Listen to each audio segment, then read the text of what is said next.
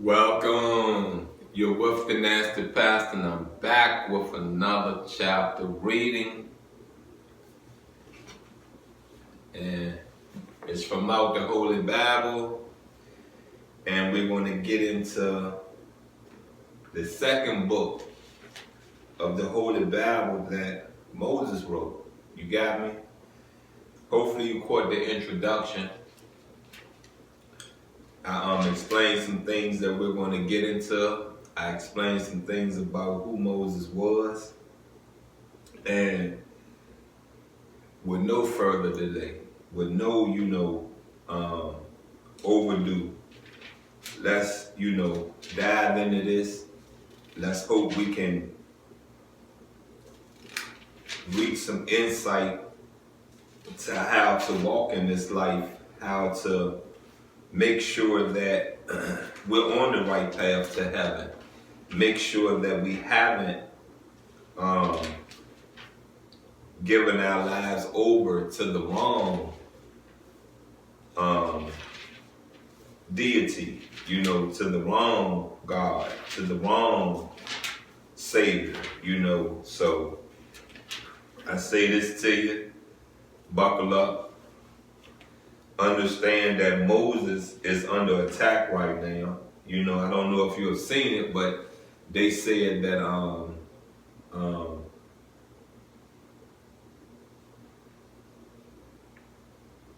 somewhere that the devil wanted Moses' corpse. And if you understand religion, you should understand that once you give your life over to the demiurge, once you give your life over to Jesus, your soul belongs to them. You feel me? Your soul belongs to them. Yes, a soul and a corpse is two different things. But I say this to you, if all this of me belongs to the demiurge that created everything, how can the devil take anything that belongs to the demiurge? I will have to give my soul. I will have to give my word. I will have to give my life over to Satan for all of me to belong to Satan, right? Good. Like I said, Moses is under attack. The Jewish community is under attack. If you're a righteous Jew, please stand up, speak up, fight. You feel me? There are some things that's going on, and there are some things that will arise within this 975 years left of Satan being allowed to reign upon this earth.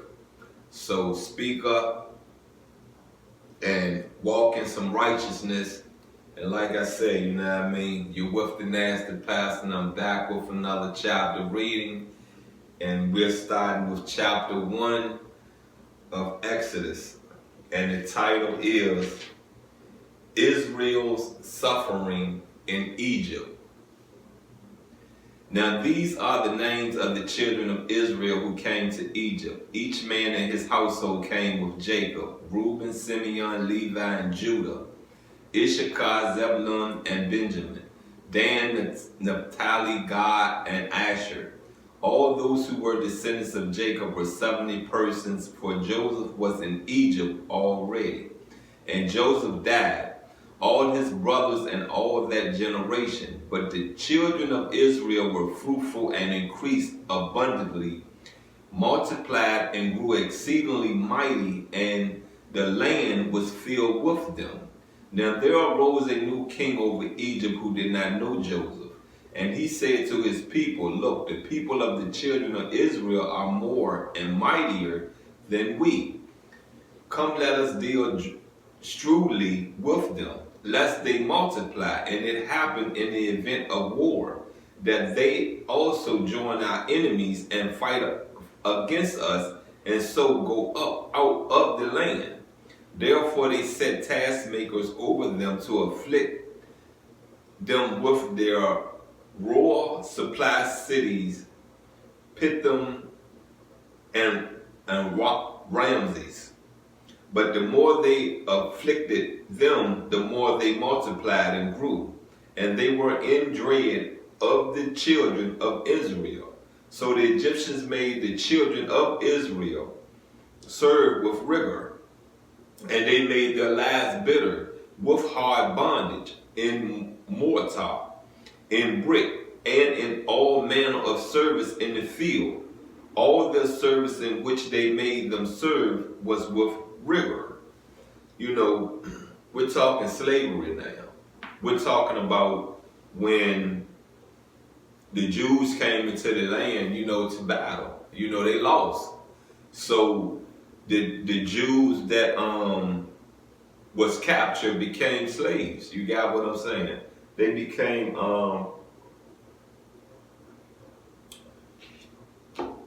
workers, employees, of the land to build these structures, to build these infrastructures, to serve these pharaohs, these gods, these goddesses.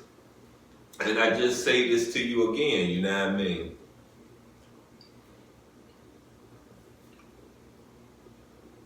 It's also speaking of the multiplying of the Jews in the land of Egypt. You get me?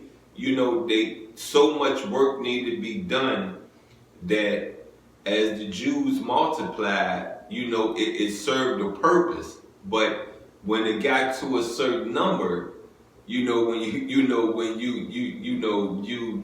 you take them out the land and you take them into another land and you gather more allies and you come back, what you think gonna happen? Eventually the Jews will win at this war, right? Or at least keep crippling Kemet, keep crippling Egypt, keep crippling Africa until you could defeat them, right? Cool.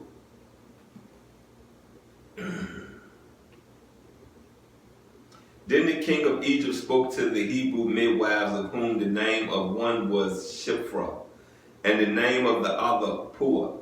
And he said, when you do the duties of a midwife for the Hebrew women, and see them on the birth stools, if it is a son, then you shall kill him. But if it's a daughter, then she shall live. But the midwives feared God and did not do as the king of Egypt commanded them, but saved the male children alive. You get it? You understand how things was? These are slaves in your land. The last thing you wanted was these men, these women to go on and multiply with male children. You got what I'm saying? That's a threat to the kingdom. You feel what I'm saying? That's a big threat.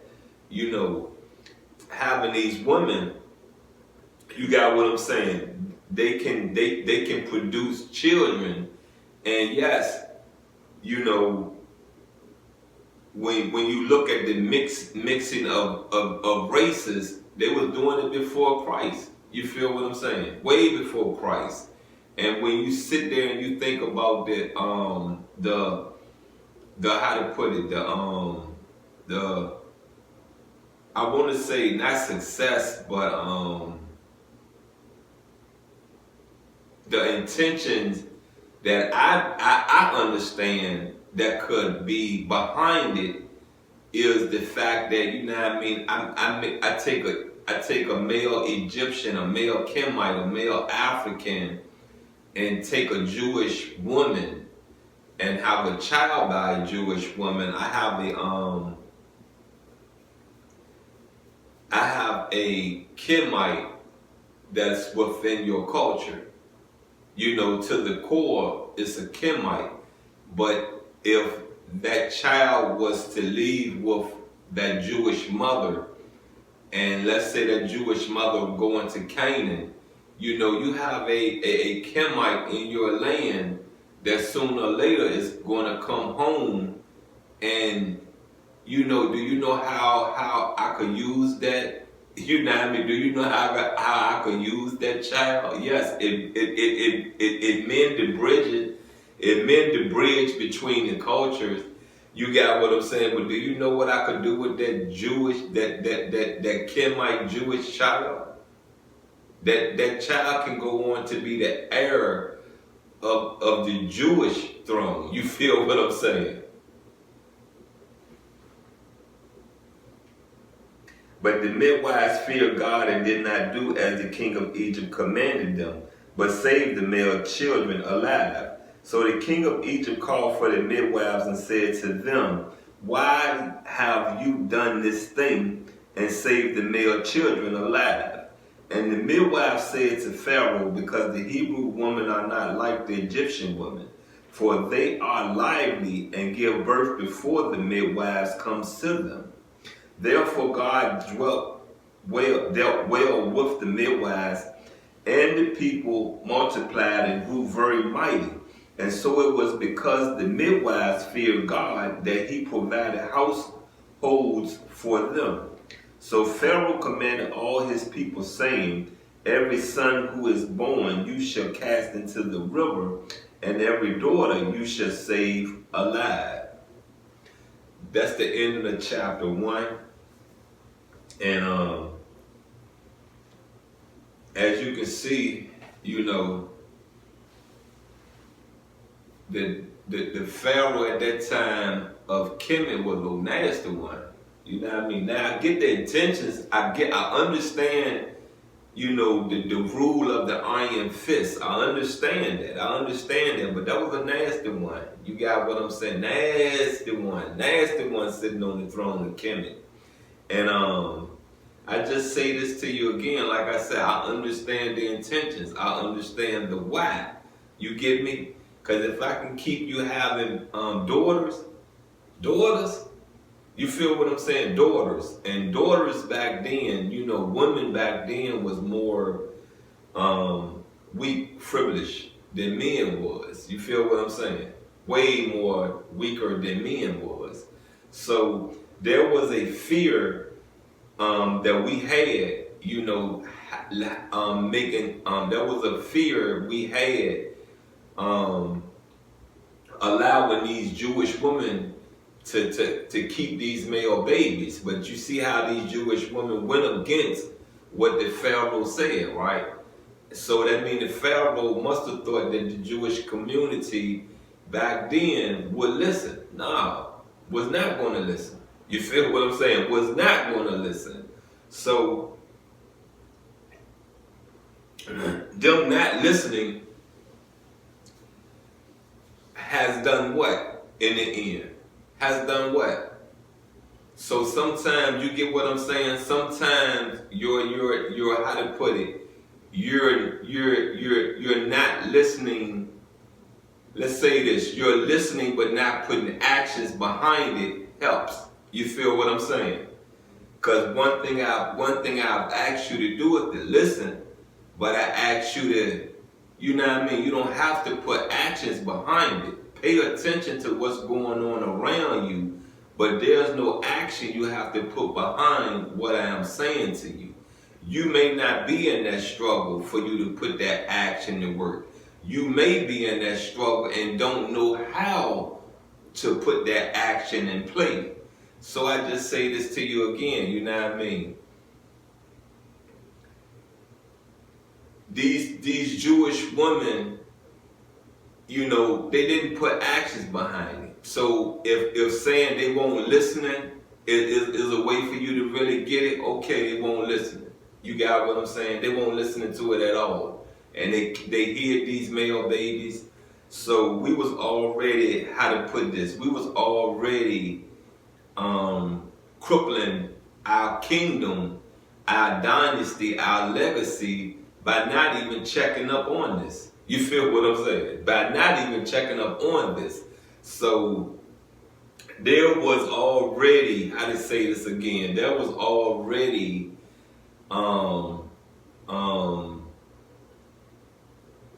Jewish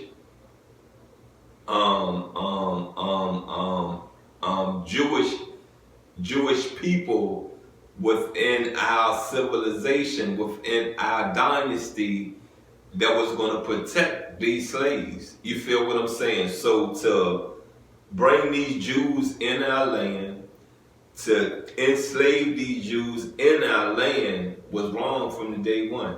Wrong from day one. And when you think about it, you know what I mean, Abraham had already took a Kenite wife, a Kenite woman, a Kenite goddess, a ancient Egypt goddess, a African goddess, and had babies by her. You feel what I'm saying? So if that baby know their culture, you get me? If that baby know their culture, what do you think the righteous side of that baby is resting on? You feel what I'm saying? It's resting on. Is it resting on the Kenite culture, or is it resting on the Jewish culture? And for these Jewish women to have these male babies, come on now. Come on. You feel what I'm saying? You feel me? You know, Alexander the Great, not Alexander the Great, Pompous, had the greatest, I'm not gonna say analogy, but said the most understandable thing of how persuasion and trickery was done in Africa, in ancient Egypt, in Kemet. You feel what I'm saying? He said, you know, the only way you're gonna get the people, the residents, to obey you is to look like an Egyptian, to look like an African, to look like a Kemite. But never said, do as a Kemite, do as a African, do as an Egyptian. So listen, pay attention, and look, this getting hot, this getting heated. I'm a little, how to say this, I'm a little slow at getting into this. But I believe we tackled a good part of Exodus, and that's understanding that there was spies even before Christ. Let's understand that there was deceit, there was trickery, there was ways of making sure that the civilization that was forged will have a demise. You feel me? Will have a demise. Anyway, you've been with the Nasty Pastor. This has been a chapter reading from Exodus, the second book of the Holy Bible that Moses wrote. And I say this to you again, you know what I mean? Think, process, have patience. You feel me? Get me? Think, process, have patience. I love you, and my